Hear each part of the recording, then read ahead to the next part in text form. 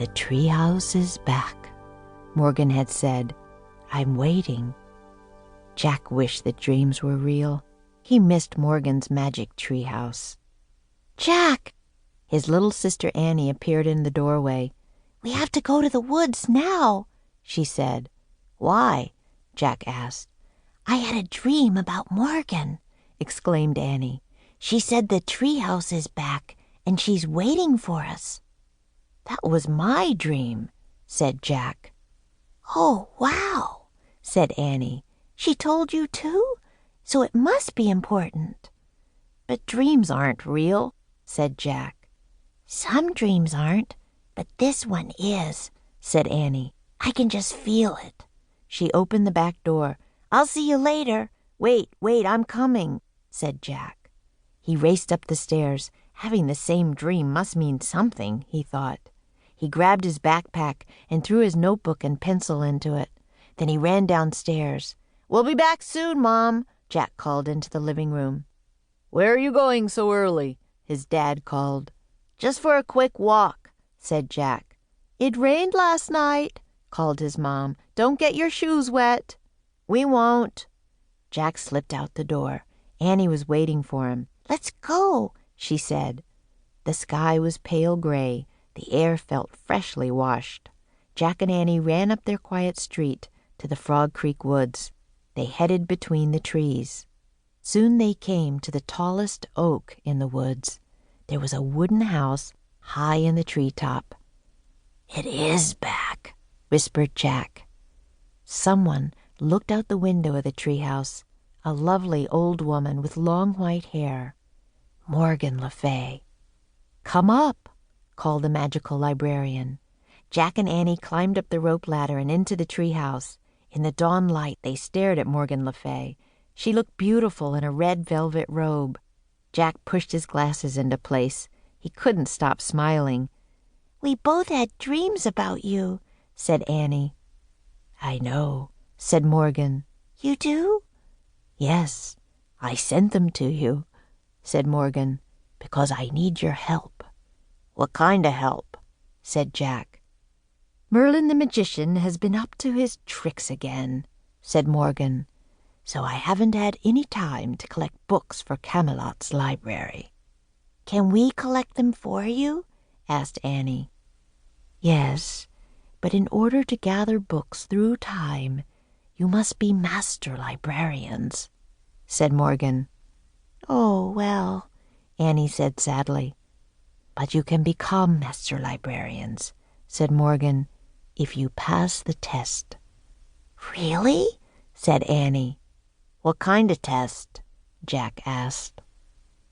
"You must show that you know how to do research," said Morgan, "and show that you can find answers to hard questions."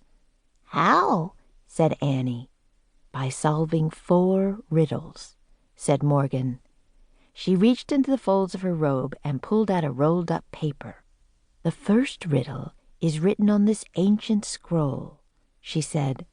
"This book will help you find the answer." She held out a book. On the cover were the words, "Ocean Guide." "This is where you have to go," said Morgan. "The ocean? Oh, boy!" said Annie. She pointed at the cover. "I wish we—" "Stop!" Jack grabbed Annie's hand. "How will we know if we've found the right answer to the riddle?" he asked Morgan. "You will know," Morgan said mysteriously. "I promise you will know." Jack let go of Annie's hand. She pointed again at the cover and finished her wish. "I wish we could go there." The wind started to blow. "Are you coming with us, Morgan?" Jack said. Before Morgan could answer, the treehouse started to spin. Jack squeezed his eyes shut. The treehouse spun faster and faster. Then everything was still. Absolutely still. Jack opened his eyes. Morgan Le Fay was gone. Only the ancient scroll and the ocean book were left in her place. Chapter 2. The Reef. A breeze blew through the window. Seagulls cried, waves lapped the shore.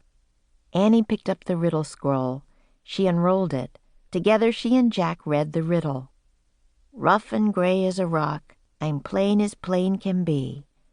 But hidden deep inside, there's great beauty in me. What am I? Let's go find the answer, said Annie. She and Jack looked out the window. The treehouse wasn't in a tree, it was on the ground. Why is the ground pink? Said Jack. I don't know, said Annie, but I'm going out there. I'm going to do a little research first, said Jack. Annie climbed out of the treehouse. Jack picked up the ocean book and flipped through it. He found a picture of a pink island surrounded by water. He read, This is a coral reef. Corals are tiny sea animals. After they die, their skeletons remain. Over time, the reef builds up from stacks of coral skeletons. Oh man, tiny skeletons, said Jack. He pulled out his notebook and wrote, Millions of coral skeletons. Jack, come look at this, cried Annie. What is it? I don't know, but you'll love it, she said. Jack threw his notebook and the ocean book into his pack. He climbed out the window. Is it the answer to the riddle? He called. I don't think so. It doesn't look very plain, said Annie. She was standing at the edge of the water. Beside her was a strange-looking machine. Jack hurried over the bumpy coral to get a better look. The machine was half on the reef and half in the clear blue water.